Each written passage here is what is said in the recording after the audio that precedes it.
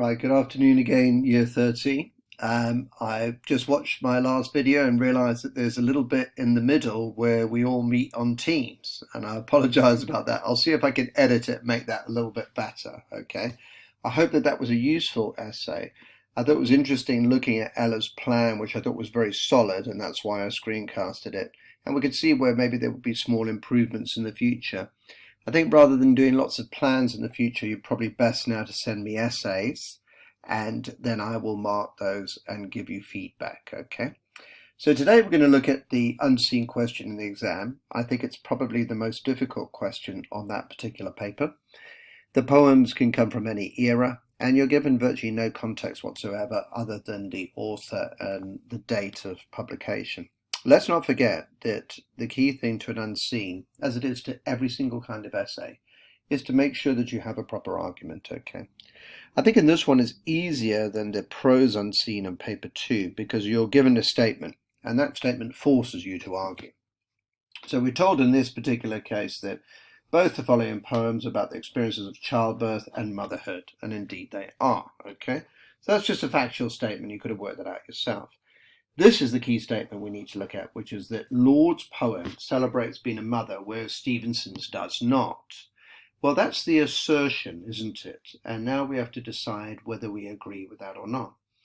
And as ever, I would, if possible, try to agree with it to some extent and to interrogate it and dispute it from the other point of view. And we're told in light of this view, compare and contrast how love is presented. Now we know on this paper that every single question revolves around how love is presented, so there's no surprise there, okay? The question is, are we going to agree with this idea that Lord's poem celebrates being a mother and Stevenson's does not?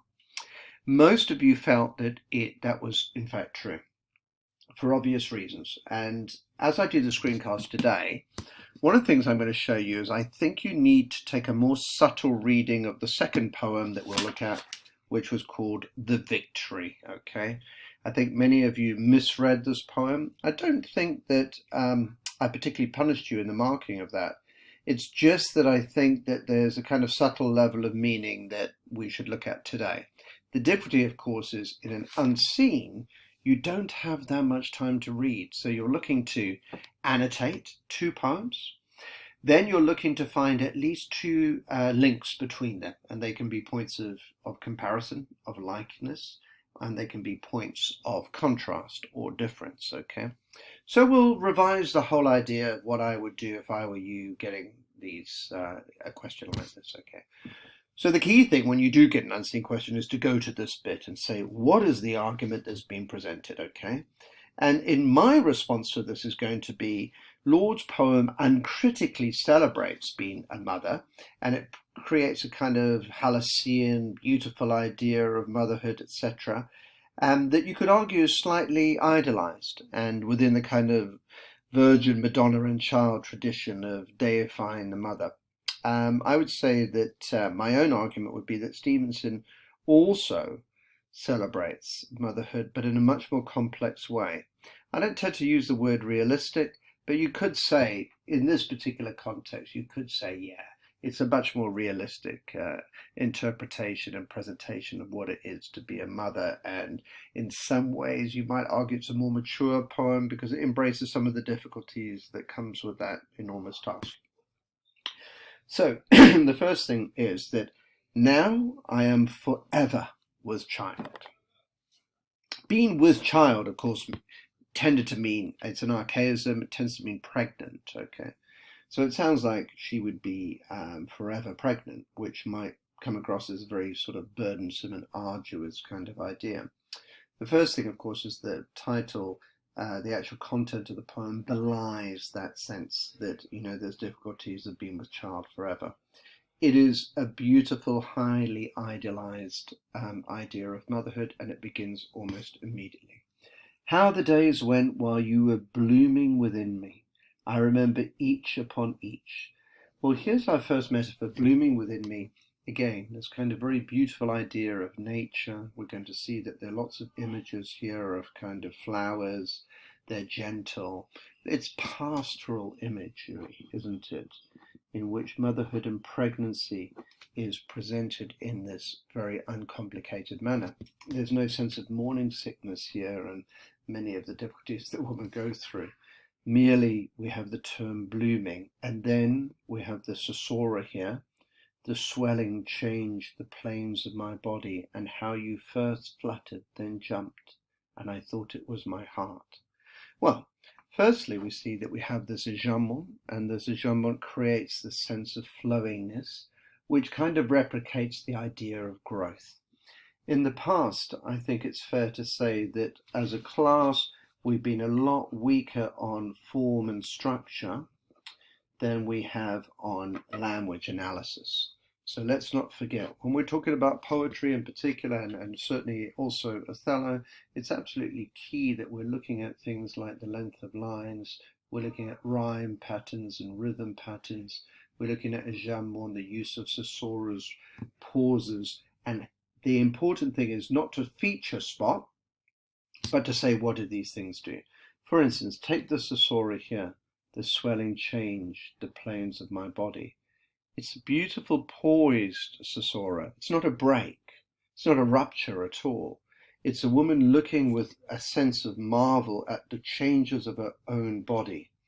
And it's described in a very euphemistic manner. It's not like, oh, I became this huge pregnant woman. It's more the planes of my body changed. And the relationship with the fetus is one that is incredibly close. The fetus is in fact described as being part of her. I thought it was my heart. So this moving fetus actually becomes part of her, so that there's no separation between mother and child. They're like one perfect organism. And I think that's symptomatic of the way that she sees motherhood in this particular poem. We have the very, very gentle fricatives. Fricatives, as we know from the bad F word, can be very harsh sounds. But here first fluttered is incredibly gentle alliteration, then jumped. And as I arrived here, almost like the fetus is bird-like, beautiful and light imagery. Now, if you read, say, for instance, some of Sylvia Plath's poems about pregnancy, she describes it as being occupied or possessed or having some kind of alien being inside her. It's a much darker kind of idea of what it's like to have something growing inside you. Here, the symbiotic nature of that relationship between mother and child is one of absolute harmony, not one that's kind of parasitic or sickening or something like that. And again, so we have the anaphoric repetition here. How the days wound down, and the turning of winter, I recall when you growing heavy against the wind. Again, lots of éjamment. It feels flowing, it feels gentle. Again, it gives this kind of sense of harmonious growth and development, almost as though it's a kind of natural pattern of life that occurs without any difficulty.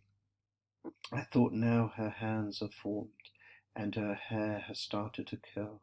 Now her teeth are done. Now she sneezes. Notice that there's no commas here. And I think that that's quite important because, again, it's this kind of sense of continuous development and the mother fascinated thinking about this fetus's development. So if we go back to our question, the celebration of being a mother here is absolutely unqualified. It's, as I say, a Madonna and child idea of motherhood, perfect motherhood, etc. And if you were thinking about a kind of AO5 point here, there would be a lot of women who've had difficult pregnancies, women who've struggled with childbirth, etc., who might read this poem and be very irritated by it and say that this is part of the angel in the house kind of idea of femininity, and that women are absolutely made and produced to, produce children in this incredibly unproblematic way. And all this nature imagery, like, then the seed opened. I bore you one morning. Well, my gosh, I don't know how many women would describe childbirth as a seed opening, which gives you a very sort of gentle view of perhaps an apple seed with a tiny little shoot coming out. My own experience of watching births has been a lot more, shall we say, organic than that. I bore you one morning just before spring. And so you've got this kind of idea of pathetic fallacy, haven't you? The seed obviously will germinate during spring. It's as though this tiny girl child is born and she's part of this natural pattern. My head rang like a fiery piston. My legs were towers between which a new world was passing. There's only a hint there, isn't there, of the pain. It is significant, isn't it? Because it stands out amongst the rest of the poem, which, as I say, is this kind of absolute, unadulterated celebration of being a mother. But of course, this one reference to the fiery piston is discarded almost immediately. And we have here, a new world was passing. So we have this kind of epic imagery here in which the domestic, something like childbirth, is made into this epic and dramatic thing, this world-changing event, okay, which shows once again this element of absolute celebration of being a mother. And then in the final stanza, there's a change, because this is obviously postpartum, this is after the birth, and she is speaking directly to the child now. Since then, I can only distinguish one thread within running hours, you, flowing through cells towards you. So we have this kind of proper noun capitalized you. It shows that the child is the absolute heart of her being. Only one thread within running hours. So the child is presented as kind of the apex of all of time and of all of her interests in life, etc. So again, you know, this you might argue is a little bit problematic from a feminist perspective. You might say that this is too idolized. We're not going to compare this to the Handmaid's Tale in the exam, but it's worth you thinking that if Serena Joy were to have had a child, I think this is the version of childbirth that she would like to have had. And you might argue this comes out of the kind of angel in the home Victorian idea of the woman whose sole reason for being is motherhood and childbirth in this kind of wonderful and unproblematic manner. You know, there's nothing to stop you in this exam actually having a bit of personal response. Personally, I find this a problematic poem. I'm not a woman, but if I were, I think I'd be a little bit irritated by this because there must have been more hardship than she allows in this, as I say, kind of Madonna and Child version of childbirth. Now, let us move to the victory. Everybody was absolutely fine with the Lord poem, but the victory was very, very different, and I think part of it is because many of you read it very literally, okay? So for a start, we have the victory, which sets up this idea of maybe some kind of contest or antagonism. And in fact, that is the central conceit of the poem, is that the mother and child are antagonists. So she addresses the child in the beginning of stanza 2 as the antagonist Gory, yeah? So in these little quatrains, there's a very different feel to the lovely flowing jamon that we saw before of the days and things developing and the lack of punctuation and the sense of the flowingness of time, etc. And then this beautiful little final stanza, which is shorter and which is the kind of crowning glory of motherhood. If we go to the victory, it feels like a much tighter poem. It's got these quatrains, hasn't it, with a slightly shorter final line. Again, it's similar in terms of form in the sense that it's a mother speaking to a child, and you know, to a fetus and a child. And in this case, she begins by saying, "I thought you were my victory, though you cut me like a knife." It's curious, isn't it? So why would you call giving birth a victory? Well, we'll come back to that, okay? But unlike this child, which was the child which was a seed and bloomed and seemed like some sort of piece of flora, some shrub or plant growing very gently, here the baby cut her like a knife. And it seems to be part of this idea of an adversary, and almost in this case a kind of violent or sinister one. Yeah, when I brought you out of my body into your life, I brought you out of my body. So one of the main ways in which I would want to contrast this is in Lord's poem we have this sense of harmony, but in Stevenson's poem we have a sense of antagonism. And in Lord's poem, the child and the mother were one. Do you remember that Lord mistakes the fetus moving for her own heartbeat to show this kind of perfect syncopation between the two of them, as though they're beating together? Whereas here now we have the fact that you could read this almost like as an expulsion. I brought you out of my body and into your life, okay? Almost as though that's a violent act or an act of expulsion, okay? And notice now we have the much shorter line, and it begins with the syllable T, tiny antagonist, okay?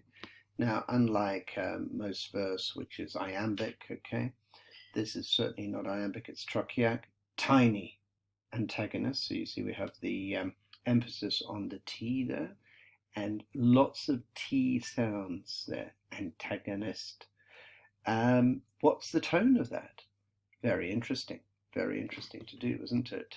You have to say that in this case, the tone seems to me to be not only one of antagonism, but hardly the kind of maternal, gentle, soothing tone that you get in the Lord poem. And then we have this one word on its own with the thesaurus both sides, gory, blue as a bruise. Well, the fetus wasn't described in Lord's poem at all. Here it's blue as a bruise, and a bruise then having all of those connotations of pain and blood, etc. Okay, of your cloud of glory bled from my veins. Well, this is a misquote from Wordsworth. Wordsworth says, for not with nothing do they come, but trailing clouds of glory. He's talking about children. He's saying that's so beautiful.